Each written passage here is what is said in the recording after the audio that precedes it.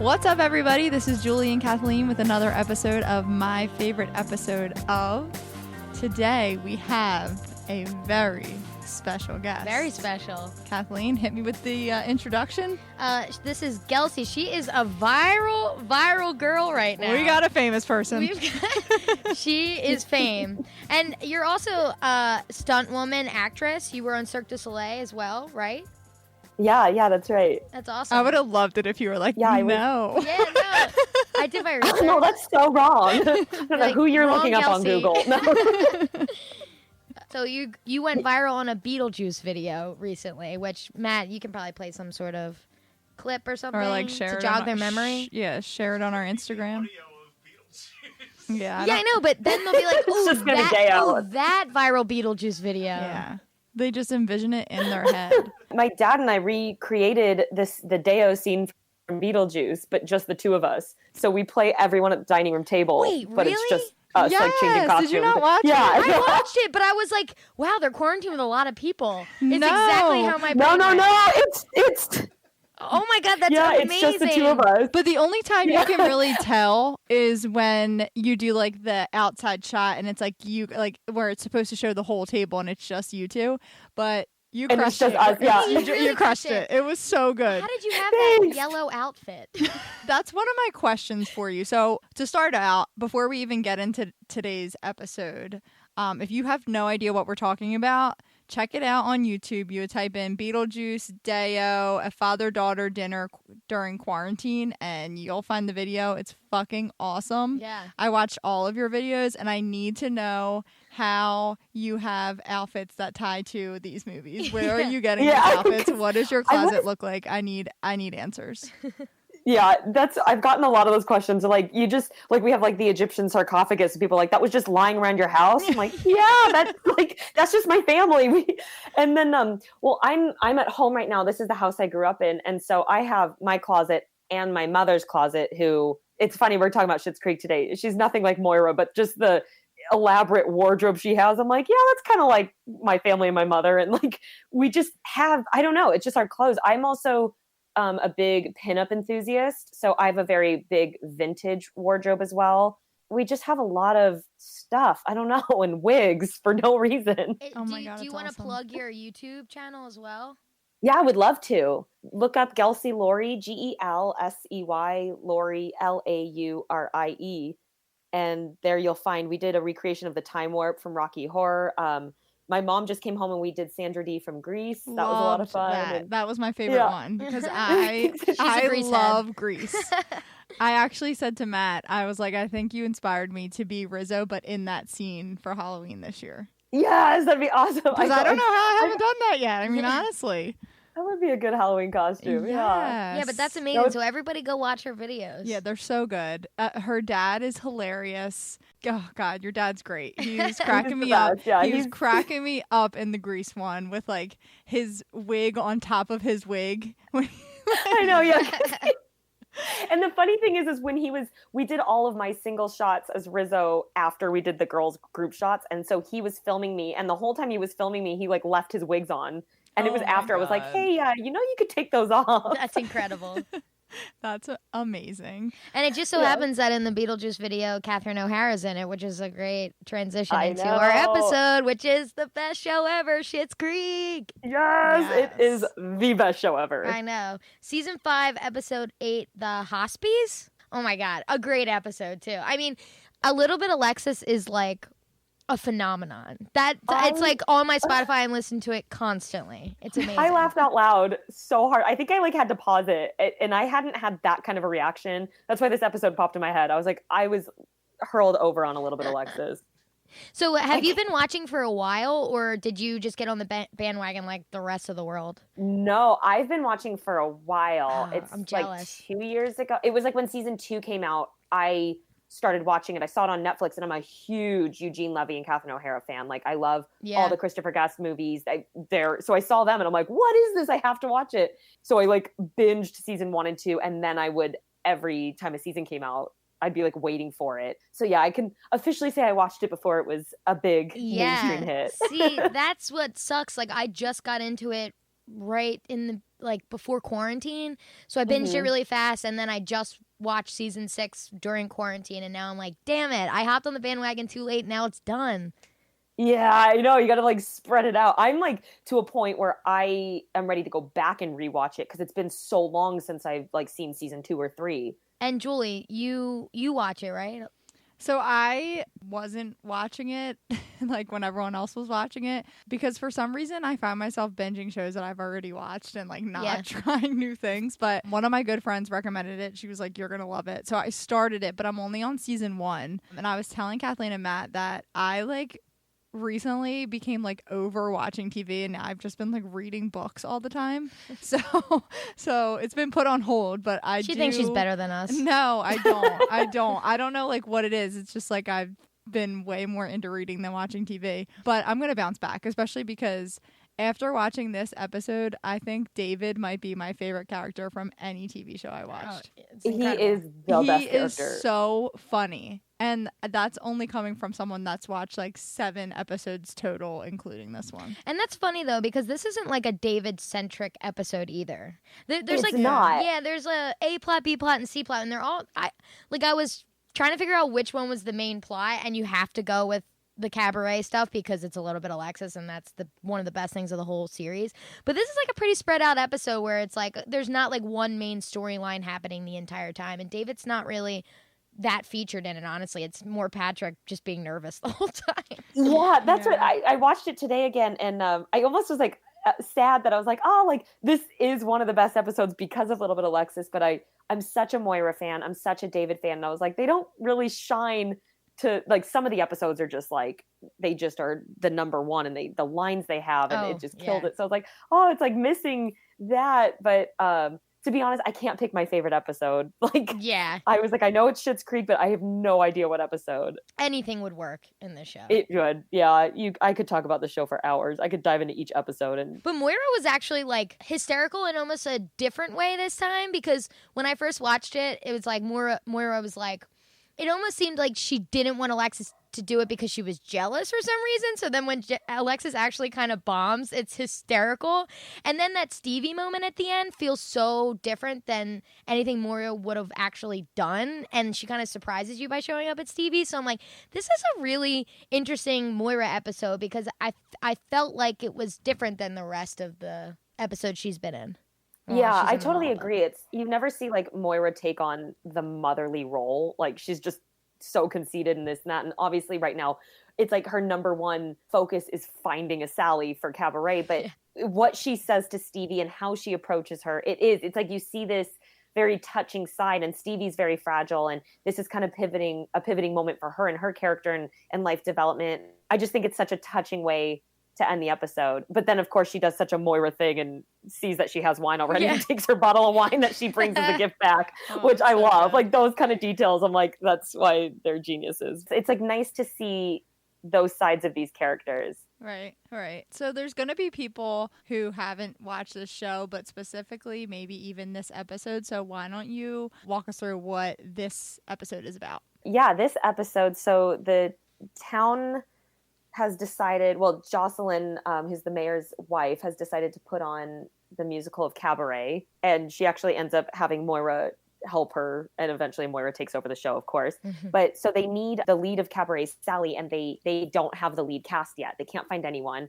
And Alexis, who's Moira's daughter, keeps saying she'll audition, and Moira keeps her from auditioning because it seems like you had said that she might be jealous, but she's actually keeping her from audition because she's terrible and she doesn't want to go through having to tell her how bad she is and the humiliation. So Alexis does audition. It's a brilliantly terrible audition, and obviously they don't cast her in that role. So that's kind of that story. The other story is Johnny Rose, who's Moira's husband and owns the motel they're staying at, takes Stevie. I'm kind of trying to also give like a character synopsis if someone's never seen the show. Takes Stevie, who's the girl that works at the front desk. They've been really revamping the motel, so they're up for an award. So they go to, the next town over to this kind of shitty award ceremony, but it's the best thing they can, have seen in a while. While they're there, Stevie's kind of started this affair with a guy that goes around and reviews motels, but she's thinking it's something becoming something more than it is and plans to stay the weekend with him. But when they get there, she realizes that he thinks it's just a when it happens kind of flings and is a little heartbroken by it. Mm-hmm. So they do win the Hospies is the award that it's called. They win the Hospies award, but she's still kind of broken. So Johnny's really sweet to her and is really a father figure then, and comforts her and takes her home. And then at the end, Moira proposes that Stevie be their Sally. She doesn't even ask if she wants to. She's kind of just like, you're doing this. But so yeah, that's the episode. Yeah. So Patrick and David own a store and they're having their bathroom renovated. And Ronnie is doing the contract work and she seems like she's really lollygagging. So Patrick attempts to put his foot down and keep her to her word, saying she'd get the job done by the end of the day, when it seems like she's having a chill lunch with Roland, but it's actually she's connecting with him and buying him lunch because he has the connection to get the tiles for cheaper. And so David just doesn't really care. He just wants the store to be better and look nice. And it just really shows their relationship dynamic so well, how they handle this, where Patrick is more business and David just cares about the look and getting what he needs. But yeah, that's the episode. A lot of, like you said, little plot lines going on. Sweet Patrick. Is he not the most? Sweet Patrick. Oh my God. They introduced him and it was the best addition to the show. Like giving David a love interest who just like fully loves him for him. And David is just completely doesn't even know how to accept it at first. Like he's still shocked over and over by how much Patrick loves him. And it's just so sweet to watch and like gives you hope for love in general. Yeah, they're super cute. I'm actually pissed because bragging again that I was reading. This bitch. They were an intellectual. They were playing the remember because I asked you guys, I don't know if we were just talking, but I asked if this was a Comedy Central show because they played the finale on Comedy Central. So it was playing in the background. It was just like background noise because I hate silence. It drives me crazy. So like I saw, spoiler alert if you're watching it, just skip past this part, that like they end up getting married and that's like the season finale. And I was like kind of bummed because I was like, fuck. Yeah, but like it's not like like I'm sure you could have guessed that they were gonna get married, but I was like, damn it. There is like no question about it once they like enter Patrick and you're like they end up together. Their end game. There isn't even, another spoiler alert, there's barely any conflict between those two. Yeah.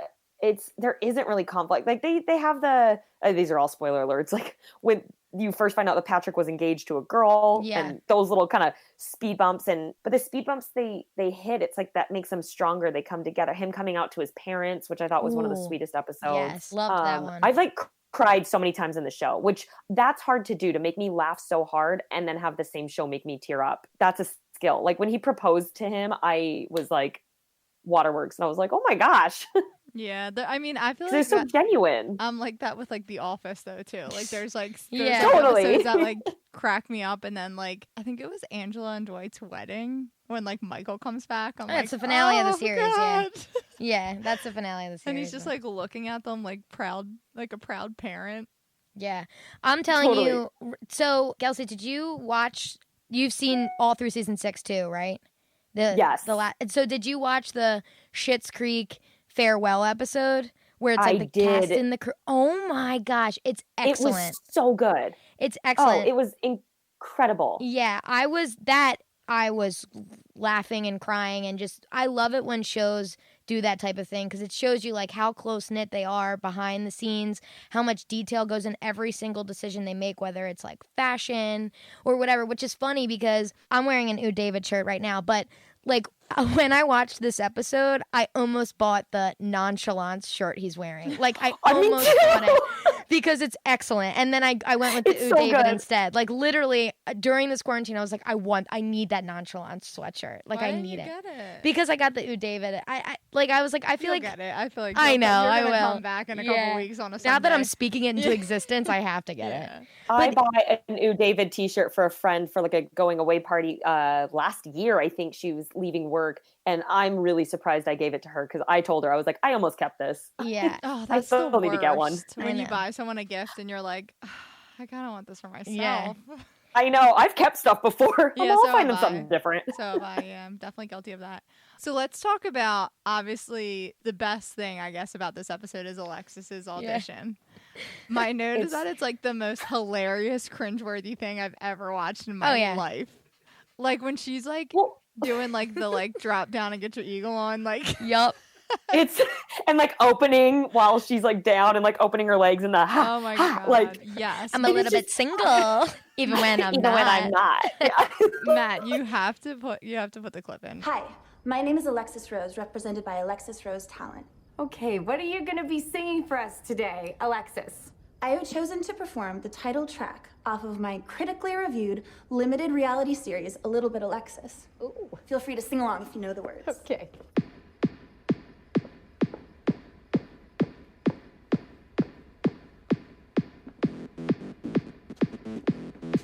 Are you ready? Let's do it. I'm a Lamborghini. I'm a Hollywood star. I'm a little bit tipsy when I drive my car. I'm expensive sushi. I'm a cute, huge yacht. I'm a little bit single, even when I'm not. I'm a little bit. I'm a little bit. I'm a little bit. I'm a little bit of la la la la la la la. A little bit Alexis. La la la la la la la.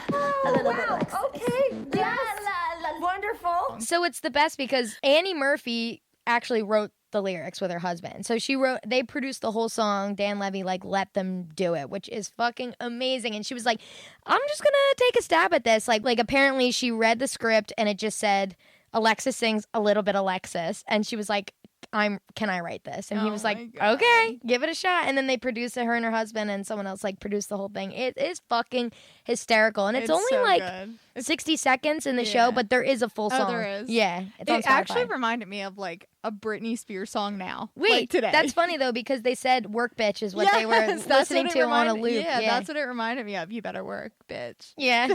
And for me, it reminded me of, and they mentioned Ashley Simpson in the episode, like, oh, I wanted to be the next Ashley Simpson. When Ashley Simpson came out with the song La La. Oh, we yes. love that. La, la, la, like, Yes. terrible song. And when she started doing the La La La, I was just Yeah. like, I can't. The la-las are hysterical. Yeah. Do yourself a favor and That's when I like lost it. I know, When it's she bust out insane. in that, I couldn't anymore. it seems like someone like in real life, I know she wrote it and it's supposed to be bad, but like in the Schitt's Creek universe, it looked like someone like wrote that one just like la-las and she's just so bad that that's how she sung it.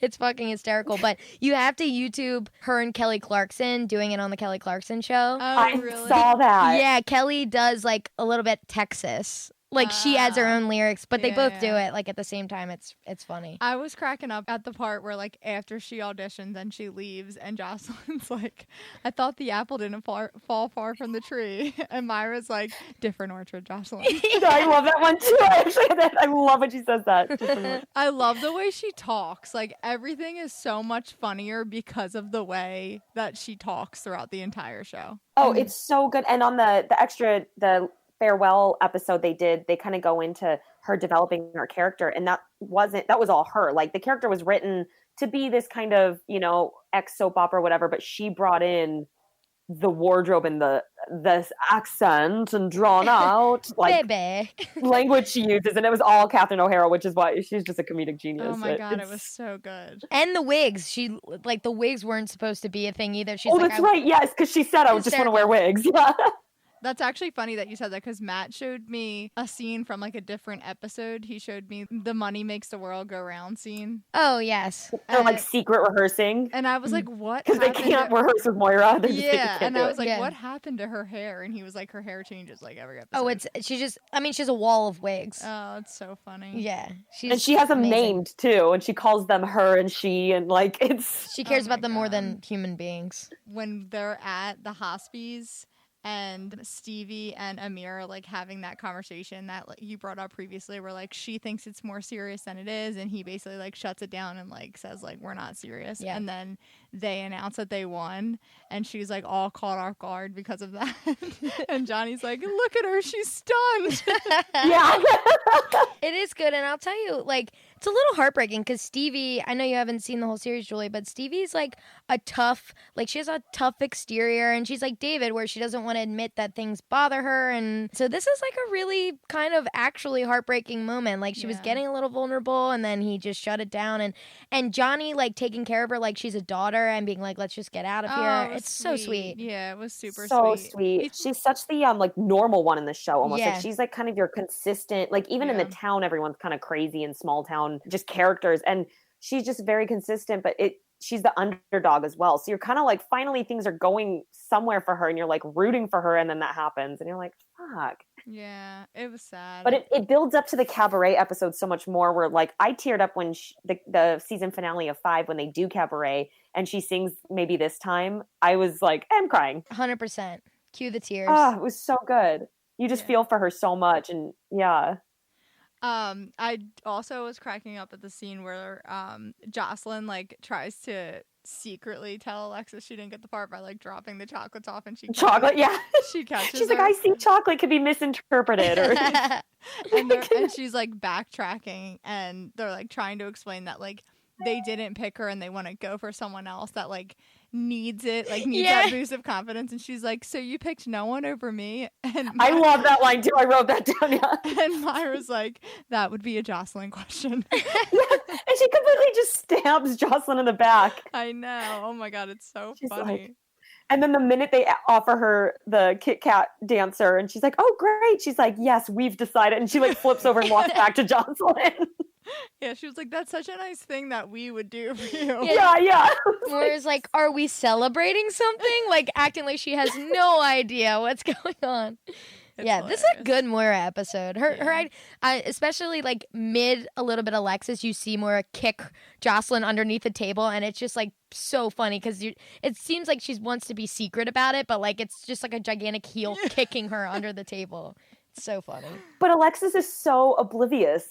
To it. I mean, even when she's asking, like, oh, fine, I'll do it in the beginning, and they're talking about the voice lessons she got and this, that, Moira's even just like, no, and she just can't take any hint. And she's like, oh, she's just so caught up in how great she is and everyone wants her. And I love that oblivion. She's like, thank you for the offer. You're just going to have to reach out to my agent. And then she's like, your agent better accept it. Yeah.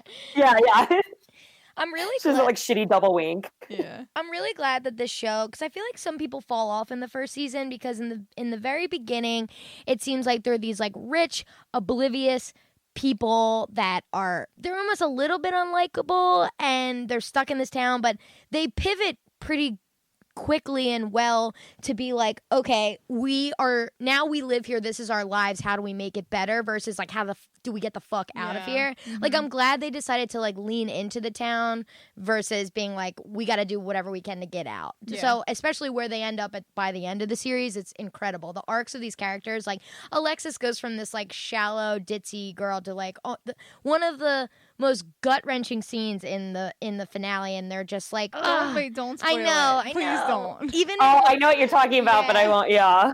Oh, I don't even it's know another if that's tearjerker. Yeah. Oh man, it's really good. Yeah, because I mean, just from like the beginning episodes that I watched of season 1, like they make her very unlikable, but I still think she's hilarious. Like, I still think that they present her and David to be hilarious from the start.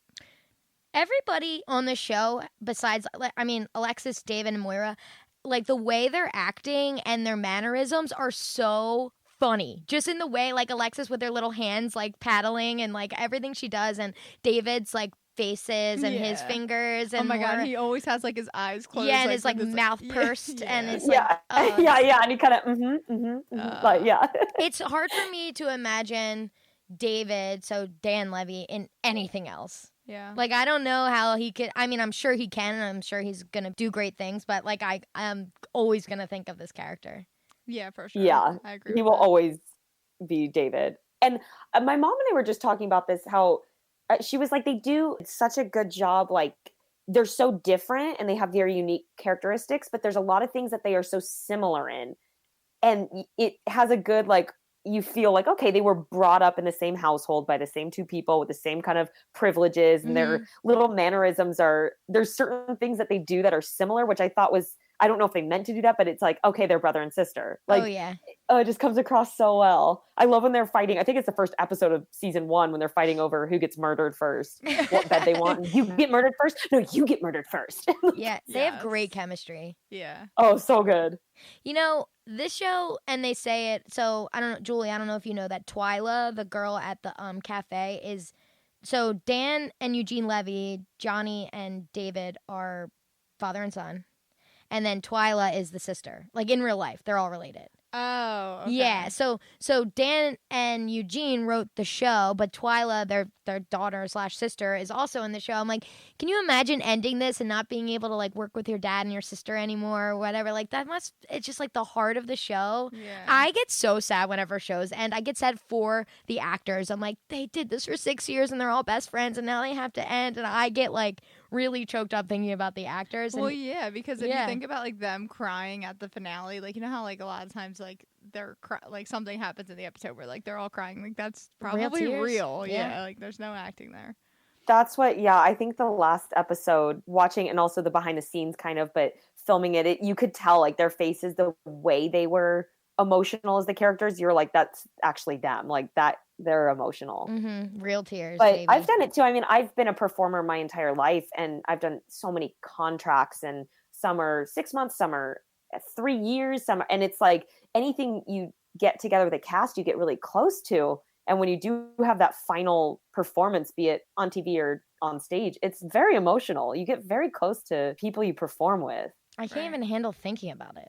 I'm sad right now in this moment thinking about it. I mean, I danced my whole life, so like I feel it with like recital would come and go or competitions, and then you're just like, damn, it's like full depression afterwards. It's like what they say when after like I forget what it's called, but there's like the wedding blues or something. Like after you get married, a lot of people have downs because it's like you put so much energy into this one big thing, whether it be a show or it's like a wedding, and then when it ends, it's like it's over. Now multiply that by 6 years. This is somber. I know. God, it's really funny. That is true though. If you think about even like with like Senior Variety Show, how we did that for 3 months and then it was over, and it was like so sad. Well, like it's very rare for a show to end at its peak like fame. It is so popular right now. Like it is peak popularity, and they decided, okay, we could go for I'm sure the network was like, we'll renew you for years and years, but they decided to end it, and that's like a respect thing, you know, like that's a huge respect. Yeah, like they ended it the way they wanted it, and they didn't want to drag it out. And of course, I would watch it for 100 seasons, but you know, oh God, yeah, big respect. That's true. It's not. A lot of people don't do that. A lot of people milk it until people are like, "What is this anymore?" And don't look at me and say Grey's Anatomy, or I'll kill you. Grey's Julie. Anatomy, 100%. Grey's Anatomy's on season 20, and 16. Close enough. And like I'm thinking like that with like Pretty Little Liars, how we followed that from high school. Loyal to a fault. Yeah, 100%. We were so loyal to that show. I know. And then we waited years. I think it ended when we were in college. Yep. Maybe even after college. And like I think I liked the series finale just because of your live tweeting from it. Like, Yeah. I think that's why I enjoyed it so much. But like really it was like, this makes no fucking sense. Like you guys drug it out so long that you didn't even know how to end it at that point, because you were like, okay, we got approved again. Let's go. Season 700. That shit was so convoluted. I mean, yeah, this is simple in life, and I think they could have gone longer, but I'm glad that they decided, like, this is where we want these characters to end up, and we showed their growth, and I'm sad, but it was such a good show, and it's going to have insane rewatch value. Oh, 100%. Yeah. Oh, I will rewatch it for years and years to come, because there's always something new you pick up. There's always a new Moira line that you're like, oh, yeah. I never caught that one, or I forgot, but there's something about walking away when you're at the top that's strong. It's noble. It is noble. It's like, hell yeah, you've lit that cigarette, put it on the floor, and you're like walking away from the bars of gold. Like, that's badass. I wish you were caught up, Julie, because I kind of want to like, Gelsey, I want your opinion on something from the season 6, but I don't want to spoil Julie. Okay, how about I'll binge it, and then we'll have an episode that's about Schitt's Creek and have you back on. Yeah, we could do that. Oh, I am so down. I could finale. definitely just go in on Oh my God, wait, the whole series. And then we have to somehow get you to like, you videotape yourself doing the Alexis audition. Oh, please. Done. I have a wig. It's done. Of course you do. Please. I love have that. your parents be the judges. Oh my God.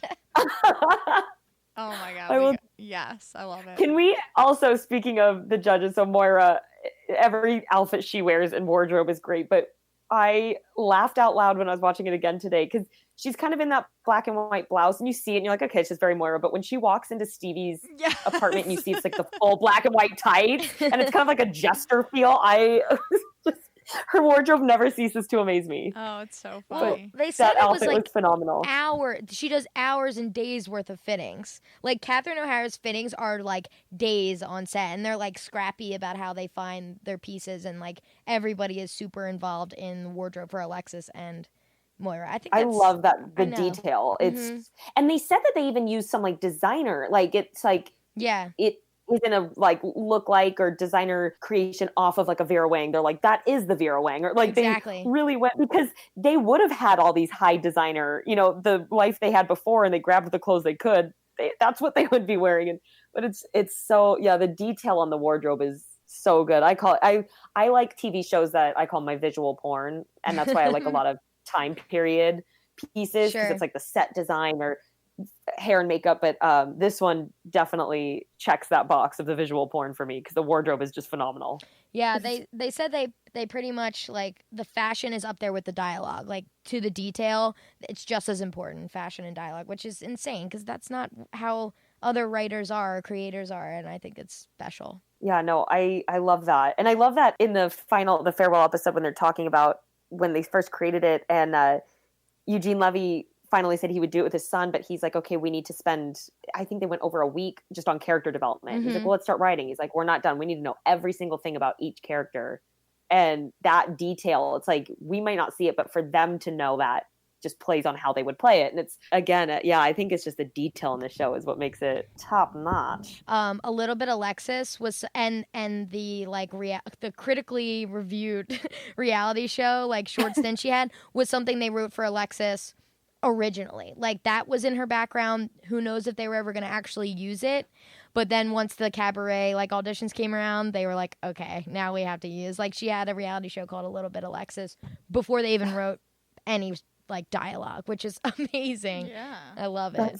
That's hilarious. See, I love stuff like that where it's something that was originally written and then 5 seasons in, they're like, hey, let's go back to that first idea. And I love when they're talking, when she first talks about A Little Bit Alexis and Johnny's there and he mentions one of the songs. He's like, oh, I liked Hampton's Hose. Mentions the name of that. It reminds me, Johnny somewhat reminds me of my dad, because I've been a show performer kid in every aspect you can my whole life. And my dad wasn't like, he was just very appreciative and wanted to like sit and support me. And even when I did like burlesque shows in Las Vegas, my parents would come and he'd be front row center, like biggest smile, just supportive. And I'm like, oh my God, this is like an 18-year-old older show. This is Vegas, and just very proud and supportive. And so there's a lot that Johnny will say and do trying to like kind of be on the in and support them. And it hits home for me. Yeah. That's amazing. That's I love super that. Cute. That's cool that you did burlesque too. Is it like I've literally done it all. I've done a national tour of a Broadway show. I've done burlesque shows in Vegas. I was an aerial act in Cirque du Soleil. I had toured with a couple circus shows. I've did cruise ships for a couple years. Wow. So is quarantine killing you? Painted the entertainment. Is quarantine just like, I mean, now you're crushing the content. So, I mean, I guess you've got It's not actually, yeah, I'm having a blast. I kind of am like, when they are like, oh, we think, that it's going to end May 15th or 18th, then our date came, they extended it. I kind of was like, maybe I kind of want them to extend it. Like, I got more videos to shoot, and like, I'm really busy. So, yeah. I love that. That's amazing. I have to ask, like, what gave you, we're kind of jumping back to what we started with, but what gave you the idea to do something like this? So it started off when quarantine started. My mom had already had plans to go see my sister in North Carolina and help her with her baby. So she's like, okay, I'm leaving. And so like day one, I was sitting with my dad and we're having a glass of wine. I was like, okay, this quarantine's gonna be long. We're not just gonna sit on our asses every night in sweatpants and watch TV. Like, let's have theme nights. And I was like, let's just, like, we'll do cute little decorations, maybe do like themed drinks, like tiki night. And we're like, great. So the first theme night we did, it was toga night. So we made togas. And of course I was like, well, I need like a little headdress. And then my dad's like, well, I need a little armband. And I was like, well, we should make a little video. So we made like a funny video of us to like regal music drinking and then dancing and grinding. And I was like, toga party. And then the next day I was like, well, what about Havana Nights? And it turned into like a 30-second video, and we edited it together. And it's all these like Havana, like we're outside. And then it turned into a Men in Black theme night. So we did a whole Men in Black dance. And then we did a Freddie Mercury night. And I had my dad wear one of my tank tops. So it was really tight. And I like drew myself a mustache. And we had a whole Freddie Mercury night. And like I filmed us at the piano and lip syncing and dancing. And then I think from there, I did the song from Muppet Treasure Island, Cabin Fever. I was like, wouldn't it be funny if we made a music video to Cabin Fever? Because everyone has Cabin Fever right now.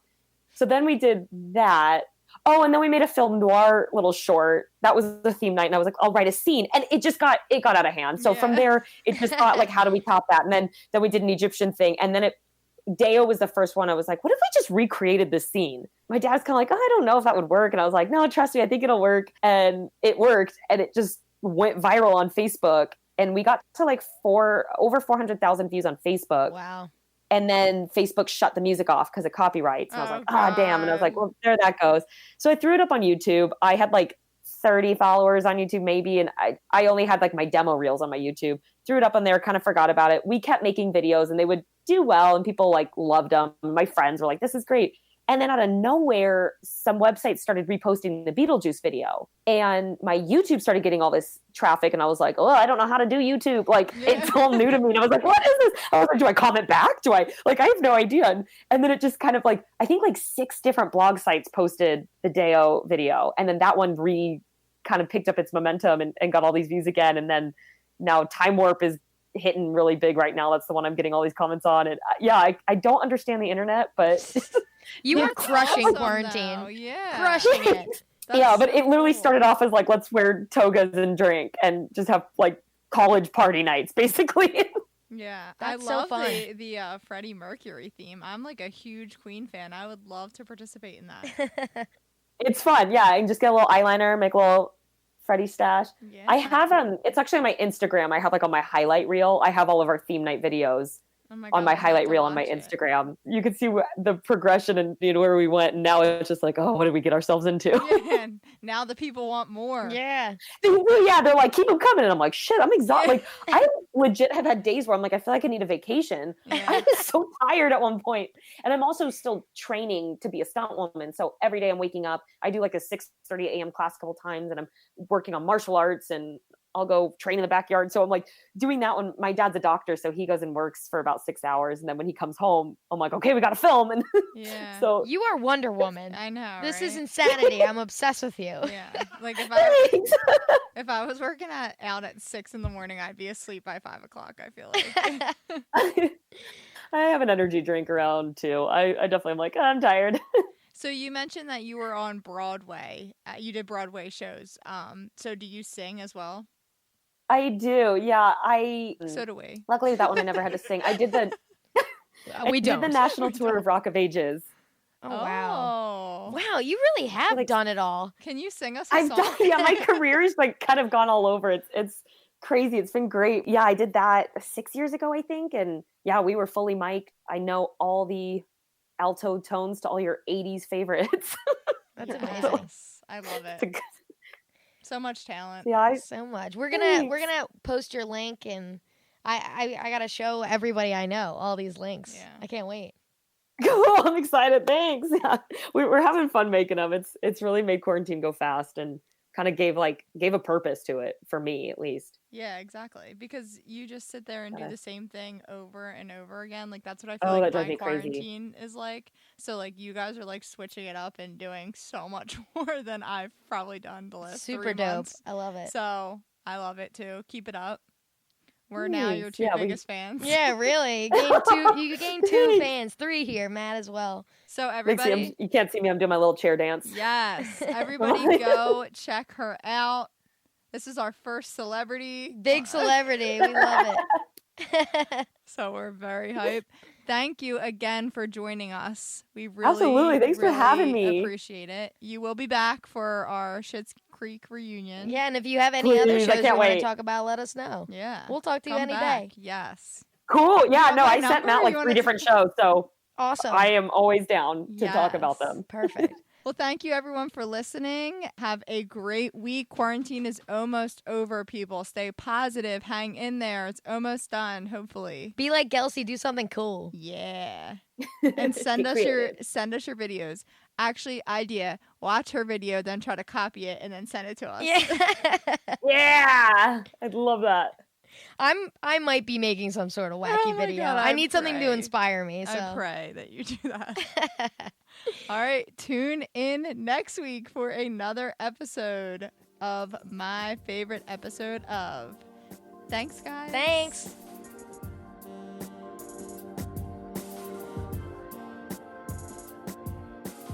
This has been My Favorite Episode Of. My Favorite Episode Of is produced by Matt Kelly as part of the Geekscape Network and hosted by Julie and Kathleen. Check out our show notes for all of our socials and email us at myfavoriteepisodepodcast@gmail.com. Rate, review, and subscribe to us on your favorite podcasting apps, and we'll be back next week with another episode of My Favorite Episode Of.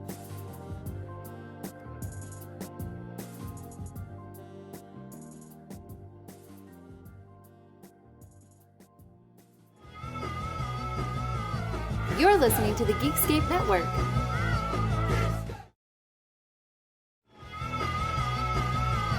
You're listening to the Geekscape Network.